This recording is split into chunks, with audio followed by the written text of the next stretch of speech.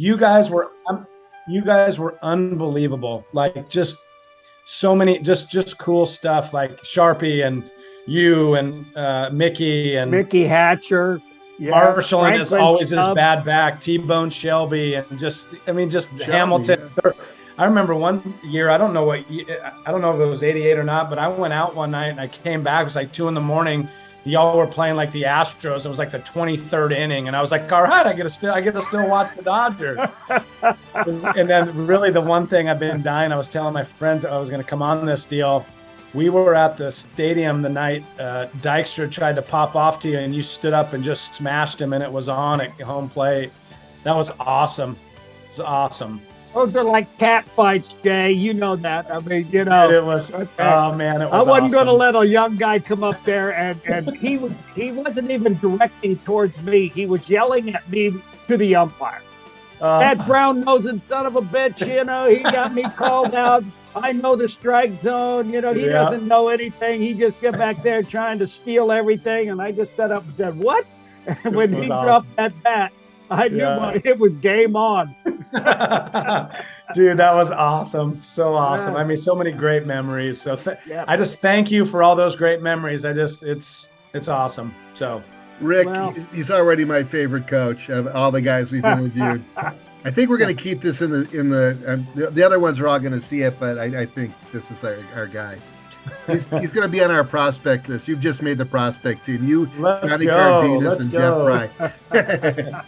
All right, well, let's get going because this is going to be fun. Okay, let's see if I can pull this one off. Ready, Freddie? 3, 2, 1. Hello and welcome to the Prospect Blueprint. This webcast is for prospects, coaches, and those who support those prospects as they best understand what it takes to go from one level to another, whatever that level may be. I'm Kelly Kleinman, and my battery mate, as always, is Mr. Rick Dempsey, 24 years in the bigs, and fan favorite with the Twins, Yankees, Orioles, Brewers, my Indians, and Dodgers. And, of course, the 1983 World Series MVP for the Baltimore Orioles. Rick, how you doing? I'm doing well. Thank you very much, Cal. Okay. Cindy, cue music. Our guest today is a beach boy out of Redondo Beach. He's a Pisces and enjoys the Eagles, Led Zeppelin. This isn't the dating game podcast. Sorry about that. Our guest today is Mr. Jay Uhlman. He was named the 25th head coach of the Tulane Baseball Program on June 7th of this year. Uhlman was awarded the skipper position after 2 seasons, where he filled the jobs of assistant coach, recruiting coordinator, and interim head coach. This guy is a great coach. He has been with lots of big programs. The last 8 years, he was the assistant head coach at the University of Oregon. He was one of the big ducks over there in Oregon. Fast forward to today, he's a veteran, 25 years in the biz, 4 different conferences, all good ones, Pac-12, Big 12, AAC, and the WAC, but he is anything but WAC. He's a great coach, and Tulane is lucky to have him. How you doing, Jay? Kelly, I'm great. Great play on words on WAC. That was beautiful. Thank you. We love these California guys. As usual, our first batter is Mr. Rick Dempsey. Well, Coach, I'll tell you what, I'm hearing a lot of things about you in this recruiting process. How is it going so far this year? Is the recruiting process coming along pretty good? And, are you, well, go ahead and just answer that one. I won't. No, I appreciate it, Rick. And yeah, obviously we talked beforehand. I'm a huge fan of you and certainly the Dodgers when you were there, and a little bit of the Orioles. I'm a little old, but I'm not too old. But the recruiting process, it's a challenge. We have challenges, but we've got a lot of great things to offer. It's a top 40 academic institution, a top 40 baseball program that's steeped in tradition. We've been to Omaha in 2001 and 2005. So we have a lot to offer the player that way. The opportunity and to play for a national championship is certainly there. Get a great degree, elite actually. And then the development pieces. I've been around doing it a little bit and been fortunate to be around. My 26th player is actually going to be making his debut tomorrow in Cincinnati, a kid named Spencer Steer, who was with us at Oregon. So I've been around some guys that have gotten to do it at the highest level. And again, it doesn't make me a great coach. It just means I've been around people that have achieved at a high level. And so it gives me a perspective that I know how they think, how they train, how they treat, and, and just kind of what makes them tick. And so, when you have those kind of things to offer young people and their families, I think you have an opportunity to make inroads with them and, at least get in the boat and be in the conversation to be a finalist to get them as a commit. And, some of the challenges, were New Orleans, and that's a great thing and can be a challenge at sometimes because it's a bigger city, and an $83,000 price tag sometimes can scare some people off. So you've got to be able to really recruit that way, but you got to get people that can pay, that can pass, and that can play. And so pretty challenging. And when you kind of consider who you're kind of up against in that echelon, and,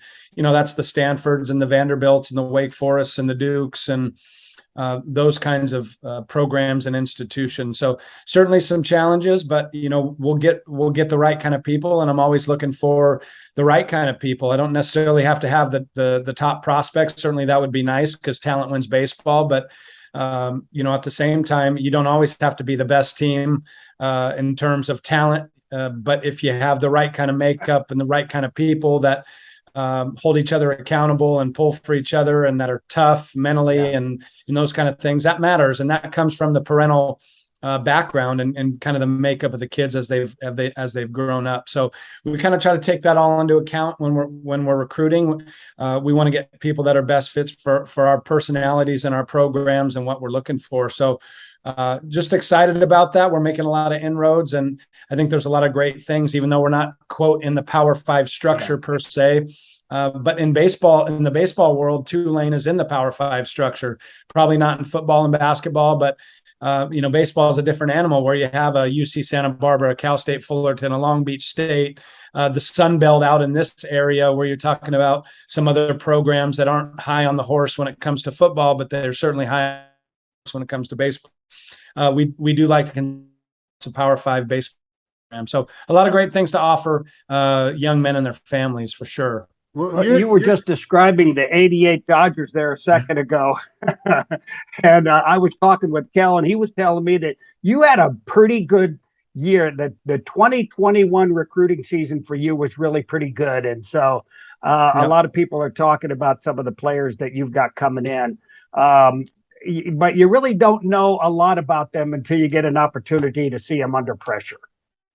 Yeah, Rick, totally. It's really true. It's, everything looks good on paper. You know what these guys bring to the table, their athleticism, their tools, not only in the typical tool world, but, their mentalities and their makeups obviously are the separators, the 6 tools, 7 tools. So you feel really good about those guys coming in, but you never know. When you bring a young kid in, there's so many factors that either shorten the curve or elongate the curve for these players. And, in a place like Tulane, we've got 20 different kids from 20 different states. And so we've got, 12 kids from our own state, but you've got an influx of people coming from all over the country, from every corner of the United States. And so they're bringing with them, they're coming to a new environment, new teammates, a new educational system, and new language. Baseball is, it's, you always say it's 60 feet, 6 inches, it's 90 feet, for the bases. But at the same time, I think what tends to kind of make guys go backwards before they can go forward is not the game per se. It's the speed of the game as you continue to go up the ladder. The pitchers get better, the guys get faster. You don't have as much time on a grounder to get rid of the ball. So those kind of things change and you adapt. But I think the thing that really sets them back, that makes it feel the game speeds up, is now all of a sudden these coaches we're demanding different things. We've got a different language. The way we say things is different. The signs are different. Maybe guys are two-way guys. And in high school, they just got on the mound and competed, and then they went in the box and competed.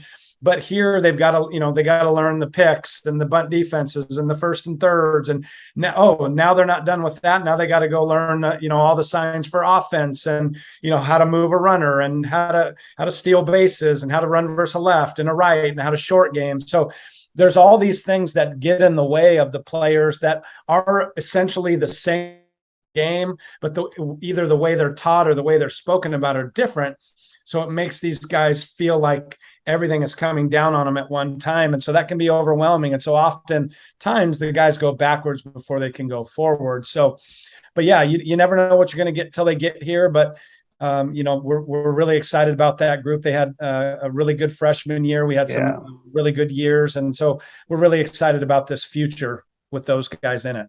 Jay, with your knowledge of California, you've got to have an advantage there. You kind of knowing where to work and where to look for players and the people that that are advising you a little bit. Do you have what do you think is the best system for finding and recruiting these guys and getting them to Tulane? You nailed it, Rick. It's the connections, the people, and that's relationships everywhere. That's relationships in the clubhouse. That's relationships in the travel world. That's relationships with the high school coaches. The travel circuit has its own kind of set of their things that motivate them. And then you have the high school coach and their own sets of things that motivate them. And so you kind of you got to try to figure out all the components and then marry the information together to kind of figure out where you're at. But certainly, we can't be everywhere. I think 3 paid coaches can be out on the road recruiting at one time. And so, when you're talking about 50 states and an $83,000 price tag, that pretty much means you're going to have to lean on the boots on the ground and your network and your connections and, players you've coached that are now coaching. So you're cross-referencing guys. Hey, have you seen Maricosta? Hey, have you seen Redlands? Have you seen Bakersfield? Have you played against Buchanan and Fresno? How about Bellarmine Prep in Northern California? So you have to be able to lean on those people, and having being as 25 years in this thing and most of it on the West Coast, I've got a pretty good track record in terms of who I trust, what information I can feel is pretty reliable, and then how to cross-reference all those things to try to figure out, like, okay, where's the truth? Where's the somewhere in between? Because somebody might be, selling this way and another might be selling this way. And the high school coach might be mad at the travel guy, but, the high school coach deals with the kid every single day in a real environment where nobody's paying the high school coach to give them, praise and get him to these events, but the travel guy is getting him these opportunities, and he's most of the time a baseball guy. So there's all these ways to kind of try to figure out how you're going to get to the bottom line of where is of what this player's about. So,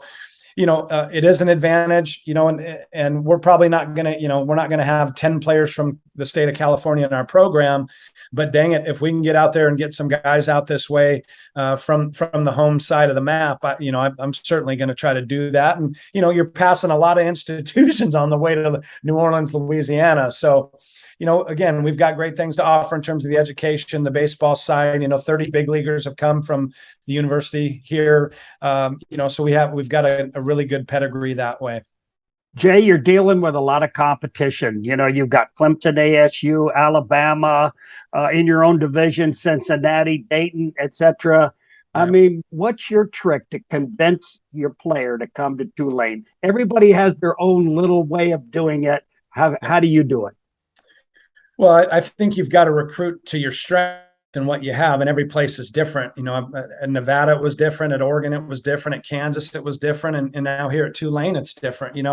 And the way the recruiting game is changing and going to change even more as these quote big boy schools start taking their ball and going to a different playground. That's going to change the way we do business too, because I might not necessarily theoretically be on a level playing ground as some of the other quote big boys as we move forward and things potentially start to change with super conferences and the sexiness of the conference logos or the big boy logos. But the thing that I think is going to be the thing that keeps us in position to get guys consistently that are flirting with those kinds of schools and those kinds of opportunities is first and foremost our education. We're going to be able to be in any conversation, because when you leave a school like Tulane, it's a 40-year decision. It's not a 4-year. The upward trajectory of a place of a degree from a place like Tulane is really powerful.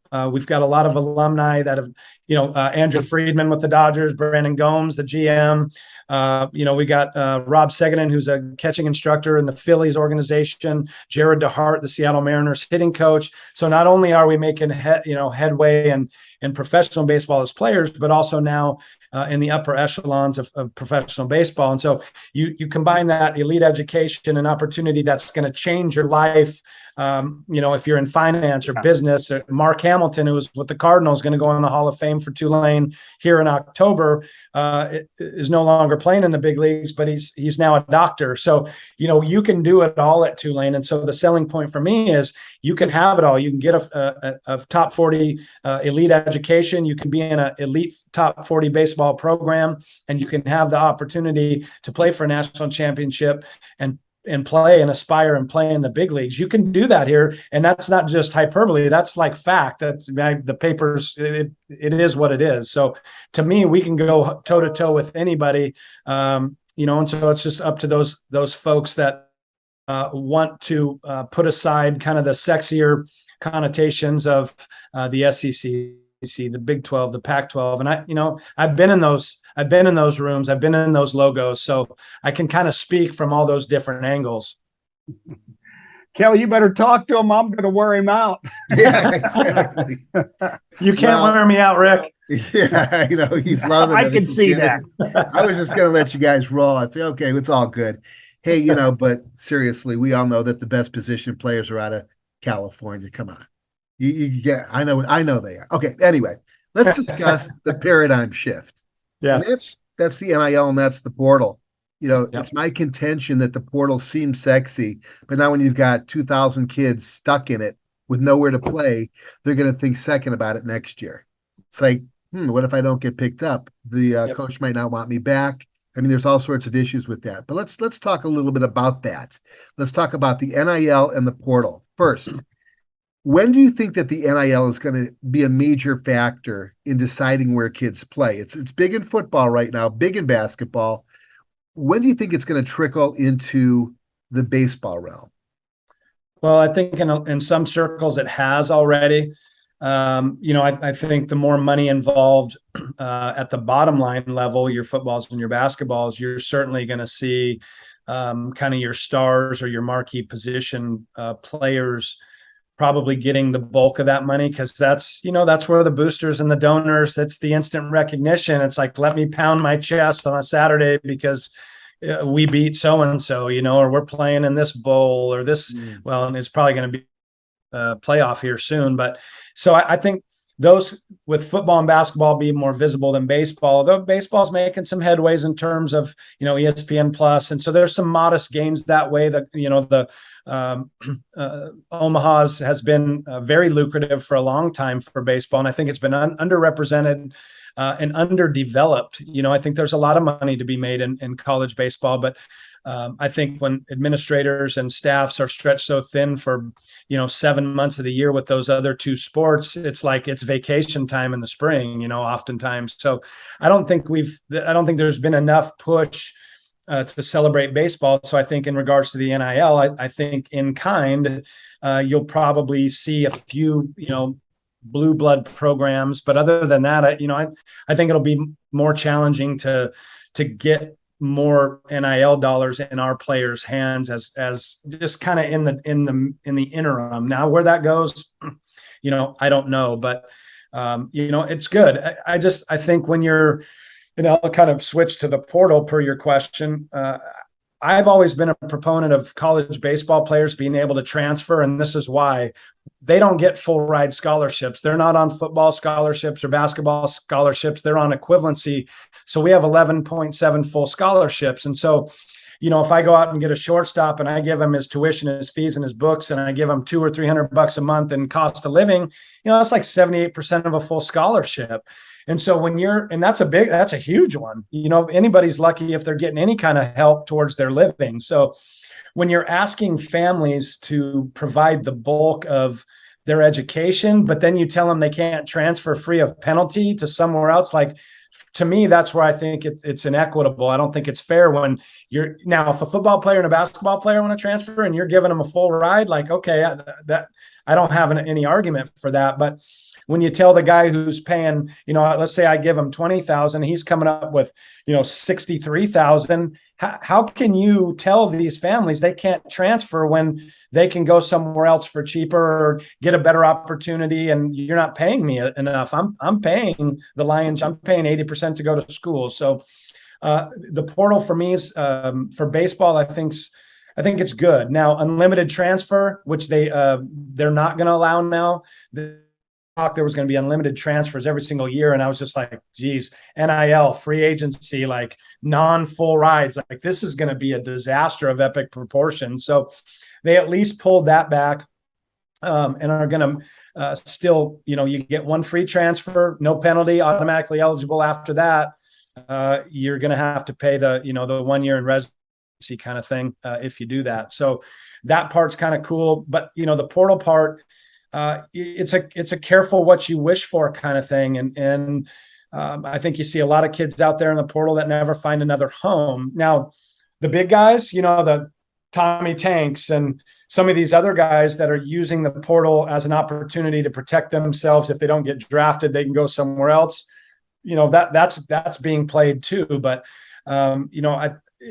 it's made more challenging for the impetus is on how you treat your players. It's not like the inmates run the asylum, but a lot of things have changed in a lot of different ways. When I was coming up playing, and Rick, you could probably speak to this too. Like if we played awful, like there was like, we were going to be on the line running and diving back and getting up and running. And like, what the coach said is what you did. And if you didn't like it, like you were soft, and it was just a different environment. A lot of kind of verbal challenging, which bordered on definitely not things you can get away with today. So, I think the importance of how you treat your players, which is great. To me, that's been a good thing. The ability for the players to have more of a voice, for us to have to change as coaches. And if you haven't adapted and you haven't adjusted, you've pretty much gone by the wayside.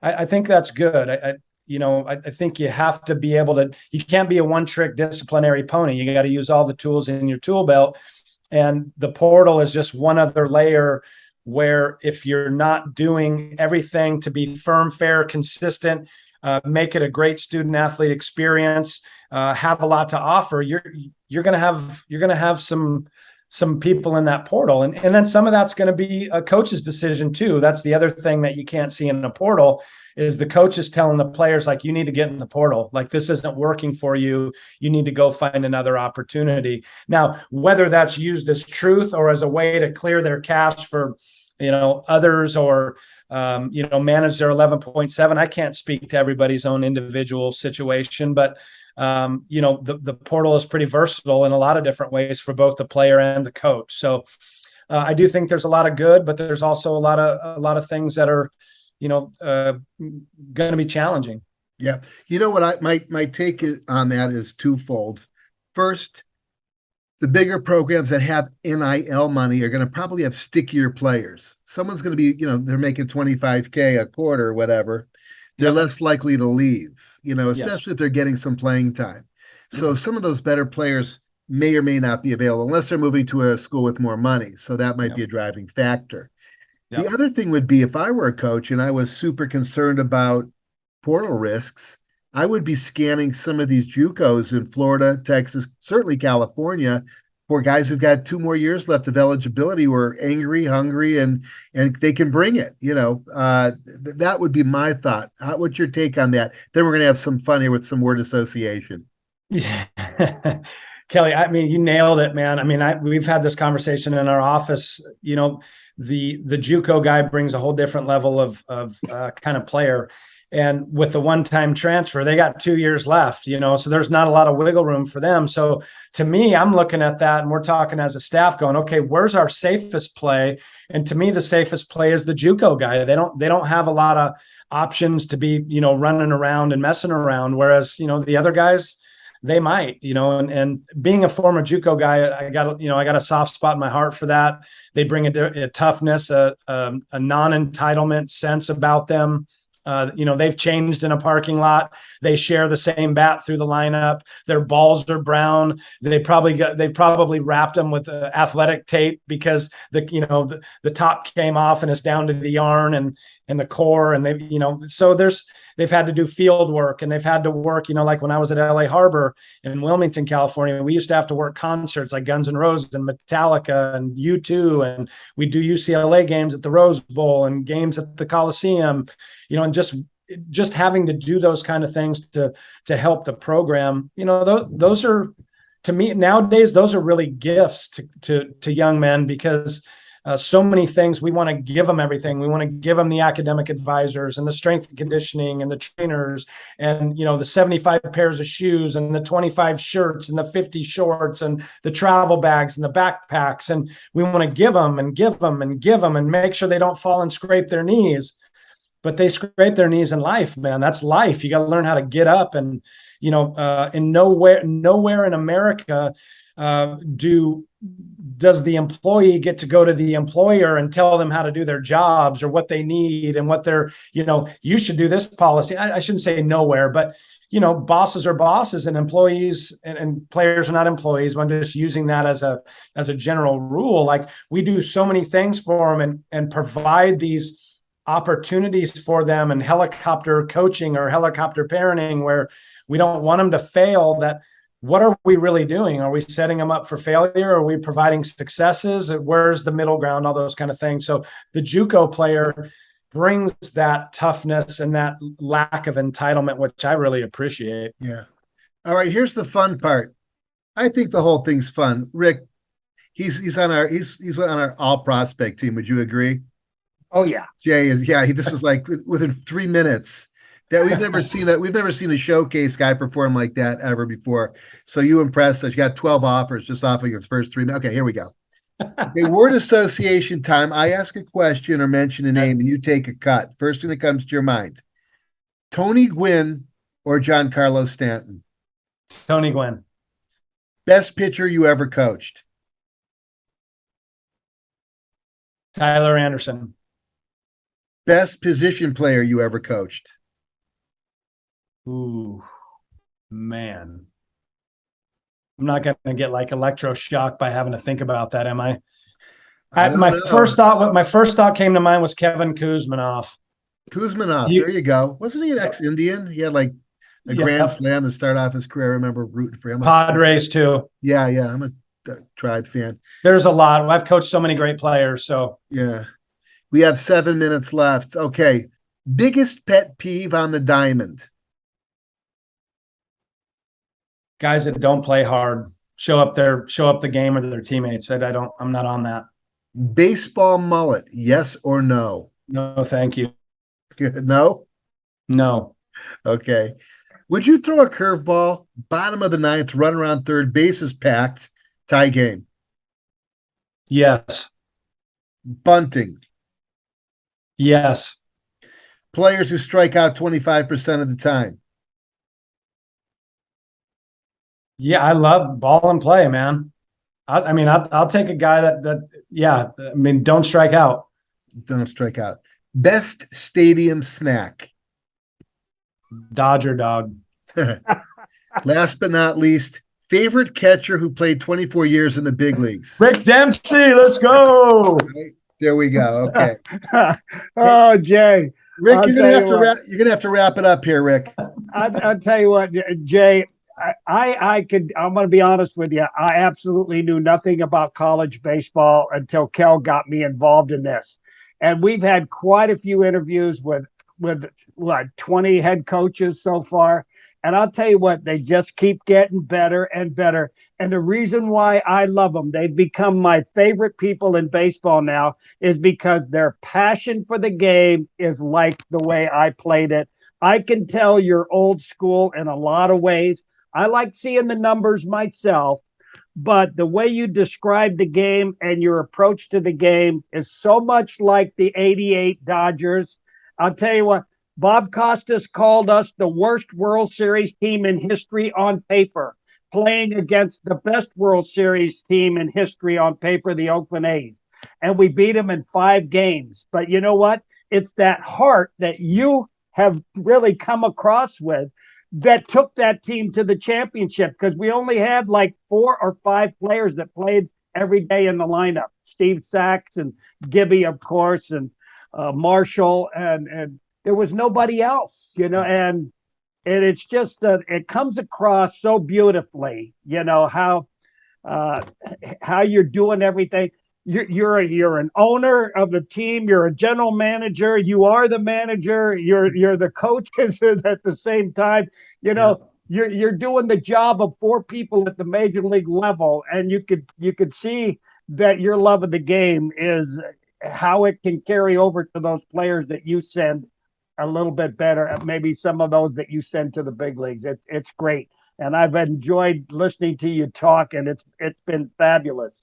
It's been great. Coming from you, I appreciate that. Like I told you before, for a kid that grew up in Chavez Ravine with a Dodger dog in his hand, and watching you play and your teammates play, and just fond memories, man. So many. So thank you. It's so much about the fundamentals of the game. You know what? And you're right. Keep them on the right track. Don't let them get away with nothing. Guys that don't want to play hard, they don't belong in the game, because baseball, that's what it is 25 guys, playing together. That's how we beat the Oakland A's. And I'll bet you, and the Mets. I know you didn't forget them too. They were pretty good. Who was this? Yeah, the Mets before you got to the A's. Yeah, they beat us 11 of 13 games, but they didn't beat us in the playoff, because if you think the game of baseball, there's a way to beat every team. Absolutely. And the way that we and I brought it up in a pre-playoff meeting, was that when that crowd gets behind that team, you've got to let the crowd burn out before we take our next move. So I go to the mound and just sit there and go, let's wait, because while they're screaming and hollering and screaming, and they got their team all fired up behind them and everything, we let that burn out. We go back. You can think about what you want to call, and you know what? It worked. We know that they had the edge and the better team, but we beat them in the series that way, and I could see that's a lot of what you bring to the table. Well, I appreciate that. Don't you see that kind of gamesmanship is almost like equivalent to basketball when they get on a 10-0 run? It's just like, we got to stop the momentum. Like, going to the mound is just a momentum stopper. Like, let's get it back on our side, right? Well, one of the things that they've lost a lot of translation in pitcher to catcher relationship. Now the catchers go to one knee all the time. They don't care about missing a ball. Players in scoring position, that puts a lot of pressure on the pitchers. Whatever happened to a pitcher that shakes his head no when it's just a fake shake? Cat and mouse, baby, cat and mouse. They don't have that. A guy thinks he's going to get that fastball that the guy just took off and went to, and he thinks he's going to get it again. If you don't shake once in a while and give another thought, put 2 thoughts in a hitter's mind, what happens? You miss the ball by that much. All it takes. You're just creating just that little bit of doubt.